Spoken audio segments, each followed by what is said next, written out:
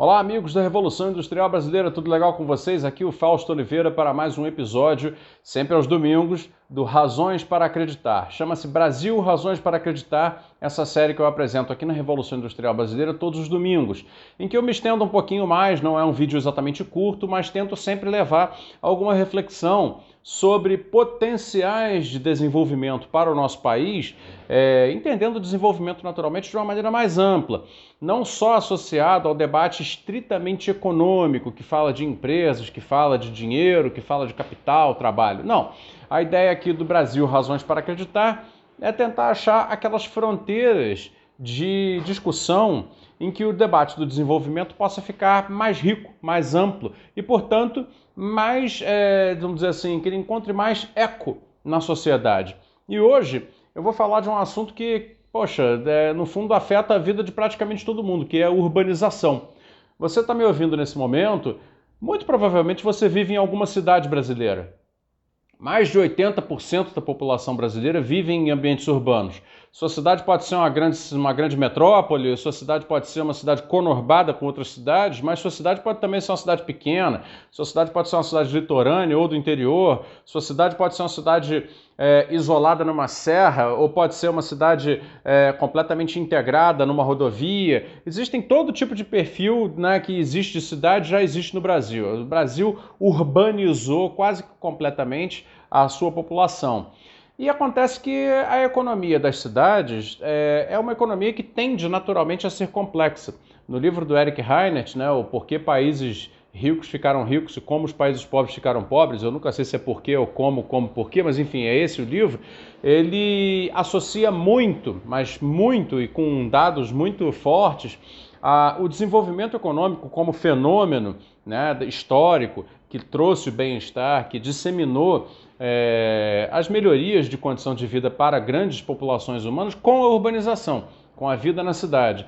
E a associação é realmente quase que autoevidente, porque as economias urbanas tendem a ser mais complexas, né? Elas tendem a ser, naturalmente, economias de um maior volume de trocas comerciais, de um maior volume de trabalho socialmente dividido, de um maior volume de sinergias econômicas e, portanto, as cidades tendem a ser territórios de melhores níveis de produtividade econômica e, portanto, tendentes à inovação, tendentes à criatividade, tendentes, portanto, ao surgimento de zonas, né, de atividades que criam zonas de atividade mais ricas. Então as cidades, elas guardam naturalmente dentro de si, dentro da sua lógica de funcionamento, um potencial de desenvolvimento que é significativo. Isso está historicamente demonstrado, está aceito pelas disciplinas que estudam isso. Então, assim, quando você tem um país periférico como o Brasil, com as suas, né, já conhecidas relações de dependência, relações de insuficiência econômica, tanto internas quanto externas, isso é crônica desigualdade, fruto da história, não é? Urbanizando a sua população, como a nossa já está urbanizada, sem alcançar o desenvolvimento econômico, é o caso de se perguntar, bom, tem alguma coisa muito errada aí, tá? Porque, né, se a associação existem cidades grandes, existem cidades médias, então existe o desenvolvimento, tem alguma coisa nessa associação que não deve ser inteiramente verdade. E aí é que está o problema. Né? Os institucionalistas, em geral, gostam de colocar o carro na frente dos bois e colocar aquilo que é consequência como causa do desenvolvimento. Né? E nós, que somos desenvolvimentistas, acreditamos que não. A ocorrência de certos resultados do desenvolvimento, em geral ocorrências imperfeitas, ela é possível em cenários de não desenvolvimento, exatamente porque elas ocorrem, mas batem no limite da sua própria imperfeição. O que eu quero dizer com isso? A urbanização brasileira ocorre e mesmo assim ela não é capaz de desenvolver o país. Então ela, que deveria ser uma consequência, e foi consequência de um processo desenvolvimentista que durou algumas décadas, ela em si não é capaz de carrear o país para o desenvolvimento, porque o desenvolvimento ele é fruto de uma mudança estrutural na completude da economia. Né? Ali no tecido social, ali onde ele produz, mas ao longo de todas as suas cadeias, ao longo de todas as suas faces. E as cidades brasileiras acabaram concentrando gente demais e, portanto, potencial demais, E hoje elas sequer dão uma contribuição no sentido de gerar energias de desenvolvimento que são perfeitamente geráveis naqueles ambientes, nesses ambientes onde nós vivemos. Existe uma teoria, uma visão sobre as cidades muito limitada, a meu ver, que associa cidades a economias de serviços e só, e mais nada. Quando na realidade as cidades são economias múltiplas.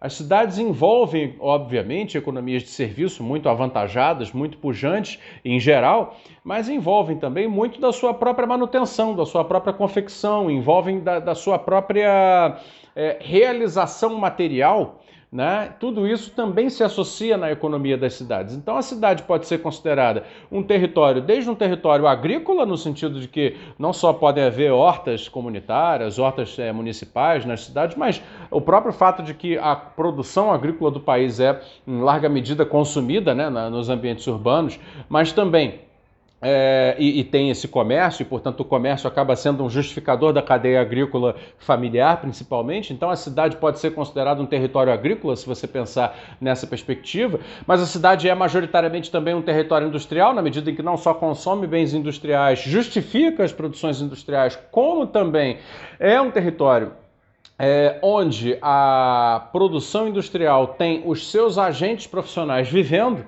Né? Então pense bem, né? As pessoas que trabalham na produção física de bens industriais e na produção complexa em geral, de indústria entendida em sentido amplo, costumam viver em cidades. Então é nas cidades que ocorre o entendimento das forças produtivas, da formação das forças produtivas que vão produzir a sociedade industrial moderna.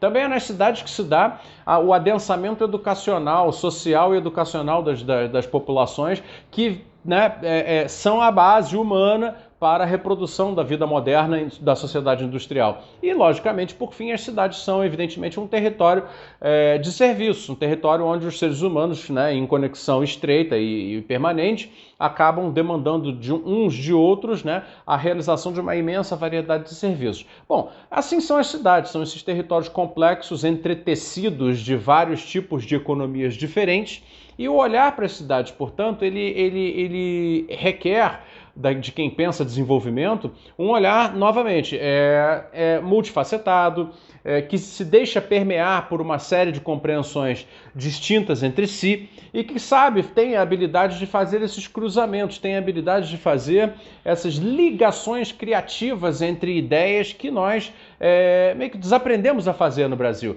Então as cidades são um baita de um território onde a potencialidade de inovações de toda ordem surgir é muito grande. E aí, por que eu estou falando a cidade hoje como uma razão para acreditar no Brasil, no futuro do Brasil, que é um lugar onde se pode construir futuro para o Brasil? Por uma série de razões. Eu queria começar a dizer o seguinte: as cidades brasileiras, hoje, elas estão praticamente todas muito mal mantidas. Elas têm a sua infraestrutura básica muito deteriorada e depauperada. A infraestrutura básica é essa que, aliás, conforme foi se privatizando e foi se retirando das prefeituras e das câmaras municipais o controle da agenda de reformas urbanas, da fisicalidade das cidades, e foi se passando isso para os poderes privados, os concessionários de serviços, etc., a expressão geográfica material das desigualdades econômicas do Brasil só aumentou. Eu vivo na cidade de São Paulo. A cidade de São Paulo, no lugar onde eu vivo, tem bons serviços prestados, boa infraestrutura, concedida à iniciativa privada. Mas por quê? Porque é uma área de classe média. Agora, eu conheço o restante da cidade de São Paulo, sei também que nesses outros lugares, esses mesmos concessionários, a própria prefeitura no seu orçamento depauperado, ela não consegue prestar ou não quer prestar o mesmo tipo de serviço. Então, a desigualdade econômica brasileira acaba se expressando geograficamente de uma maneira ainda mais extremada conforme as cidades vão permitindo criar esse fosso econômico e social ainda mais com a lógica de mercado ocupando aquilo que tem lógica pública, por essência, que são os serviços urbanos de manutenção e criação mesmo dos espaços. Então veja, eu ao longo dos anos como jornalista aí de área de infraestrutura e indústria, conheci uma série de iniciativas de empresas comunitárias e não comunitárias, também empresas comuns, que são dedicadas a atuar no ambiente das cidades industrialmente, como por exemplo, vamos lá, uma pequena empresa de mobiliário urbano nasceu na Colômbia. Eu fui lá e conheci essa empresa. Essa empresa colombiana de mobiliário urbano era fruto do esforço de jovens estudantes de arquitetura que, tentando encontrar uma saída para a sua vida, se juntaram e começaram a fazer bancos para praças e outros equipamentos urbanos, de mobiliário urbano, como esses, né? Equipamentos urbanos menores, e começaram a fazer então a participação em licitações e venda para as prefeituras do seu país, no caso da Colômbia. Iniciativas como essa, que vão estar também nas áreas de pavimentação e repavimentação urbana, vão estar também nas áreas de conservação da jardinagem e do calçamento, vão estar nas áreas de confecção de praças e jardins e manutenção das praças, vão estar nas áreas de serviços urbanos para educação, para trato de crianças, para alimentação, para o cuidado das populações de rua, na verdade, ou seja, toda uma inovação institucional existe, está para ser criada, está para ser desenvolvida no Brasil, que conecta coletivos que estão latentes na cidade e os serviços e produtos que a cidade precisa para sobreviver. Uma outra dimensão que o mesmo tipo de demanda pode ativar no desenvolvimento econômico do Brasil a partir das cidades está no fato de que não há possibilidade de manter esses territórios complexos que são feitos à base de insumos industriais sem a ativação de complexos industriais locais. Ora, as cidades que dependem, por exemplo, existem muitos países pequenos que não têm indústria. Por exemplo, em Honduras não tem fabricante de maquinário para pavimentação. No Brasil tem. Então, Honduras, para fazer a manutenção das suas rodovias e das suas cidades, no asfaltamento das suas cidades, depende de importação de maquinário e muitas vezes até de importação de insumos. O Brasil não tem essa dependência. O Brasil tem esses produtos fabricados internamente. Ora, então, é óbvio que as cidades, nas suas manutenções físicas regulares, serão um vetor de demanda para esses setores classicamente industriais que nós ainda temos e devemos ativar através das reformas e ampliações e construções urbanas. Assim também vale para a obra privada. A obra privada que constrói espaços privados nas cidades que são necessários, os edifícios, não é? Os shopping centers, etc., os estádios de futebol dos clubes particulares, etc., isso também é vetor de demanda para produtos e insumos industriais. Então, aí, como eu disse anteriormente, a cidade acaba sendo também um território industrial, na medida em que ele pode não ser a sede física das indústrias, né? Mas ele é aquele território que é a geração da demanda. Ele é a geração daquilo que lá mais para dentro, nos interiores, na beira das rodovias, vai estar sendo produzido industrialmente. Então, as conexões econômicas dos ambientes, né, que são ambientes que materialmente se expressam como economia de serviços e ambientes que materialmente se expressam como economia industrial, essas conexões é que precisam ser enxergadas, compreendidas e ativadas. Mas, para além disso, as cidades ainda reservam, ainda guardam dentro de si outras muitas potencialidades que se podem pensar. As cidades, elas não são apenas territórios de trabalho, elas são territórios de lazer, são territórios de diversão, territórios de cultura e aprendizado, não é verdade? Então, assim, como se conecta essas coisas que são tradicionalmente, né, associadas a economias de serviços? Então, vamos lá. Economia do turismo, economia dos centros culturais, dos eventos, né? Da música, das artes plásticas, etc. Como se conecta isso tudo com uma atividade econômica mais densamente compreendida e que esteja sediada nos territórios das cidades? Olha, eu vou me referenciar aqui numa conversa que eu mantenho com amigos lá de Recife, do Pernambuco, em que eu sempre falo desses exemplos para eles e digo, olha, vocês na verdade têm grandes mananciais de microindústrias aí em Recife e que não são aproveitados. Né? E que seriam esses? Olha, o carnaval recifense tem particularidades que nenhum outro carnaval tem. Aí eu coloco Recife e Olinda junto, tá? Me perdoem os pernambucanos se acharem isso equivocado de alguma maneira. Mas aquelas fanfarras pernambucanas com a sua música típica, o frevo, etc., todos esses eventos culturais são consumidores de economias industriais próprias, não é verdade? A economia dos instrumentos musicais, a economia das roupas, a economia dos bonecões, a do artesanato e também o serviço de turismo, que obviamente ativado pelo Carnaval Recifense e Olindense, ele também, de certa maneira, é demandante de uma série de coisas que precisam ter aquela cara, precisam passar aquela mensagem. Então, onde estão, né, as rendeiras, onde estão os artesãos, onde estão os xilogravuristas, toda essa cultura produtiva própria lá da capital pernambucana, né, que precisa estar presente na produção, que estaria nos hotéis, que estaria nas pousadas, que estaria na gastronomia, que estaria decorando restaurantes, que estaria fazendo decorações de rua no carnaval e muitas outras oportunidades de industrialização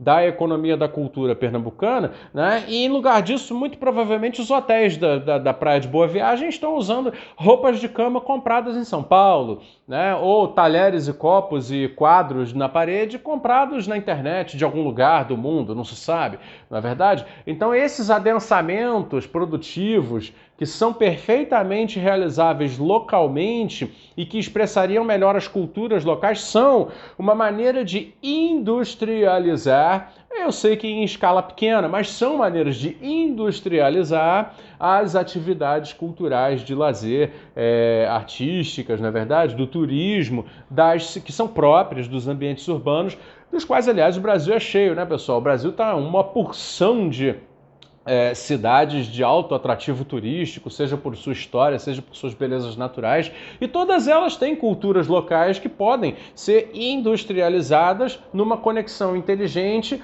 dos territórios urbanos em que as atividades produtivas e as atividades de serviços, né, assim, separados mais setorialmente, se conectem produzindo aquilo que eu chamo de uma nova indústria. Né? Que seria isso, seriam essas visões integradas de territórios estabelecendo cadeias produtivas novas formações, sem, logicamente, deixar de enxergar aquilo em que a cidade é demandante das clássicas indústrias, aquilo em que a cidade é demandante da agricultura. Ou seja, para finalmente realizar aquele destino quase que natural dos ambientes urbanos, que é o de serem grandes motores de atividade, motores de criatividade, motores de riqueza que sempre fizeram, né, desde aí a formação dos burgos, né, no final da Idade Média, vem fazendo a riqueza dos países. Né? A riqueza das cidades acontece antes da riqueza dos países. Antes mesmo de haver países, antes da formação oficial dos Estados nacionais, já havia a formação das cidades, inclusive eram cidades-estado, assim se chamavam, né?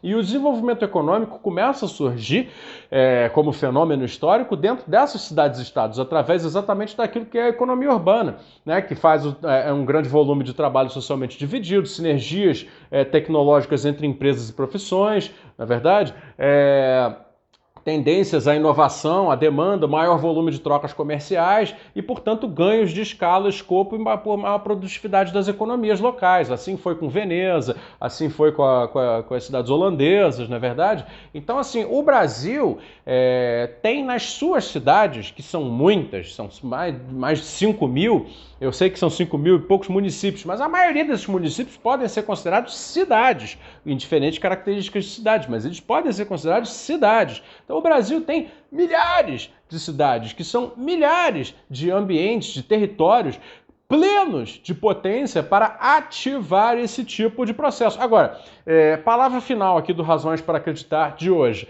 Tudo isso só pode acontecer através de uma mudança que hoje o mundo já acordou para fazer. Né? Eu sei que o mundo acordou para fazer essa mudança há pouco tempo, mas ela já está aí. E o Brasil precisa acordar urgentemente se quiser aproveitar este e outros dos seus muitos potenciais, que é a mudança da macroeconomia. Né? Não vai haver nada disso que eu estou falando enquanto os municípios, as gestões municipais, os consórcios intermunicipais, as câmaras de vereadores, as sociedades municipais não tiverem acesso a dinheiro, e esse dinheiro não virá por mãos privadas majoritariamente. As mãos privadas podem até conceder uma parte desse capital para fazer esse tipo de ação, né? Mas subsidiariamente, secundariamente. O que origina esse tipo de processo virtuoso nos ambientes que têm potencial para isso, que são os ambientes urbanos, necessariamente são aqueles capitais que não têm a obrigação institucional e econômica de geração de lucro, são os capitais públicos. Então,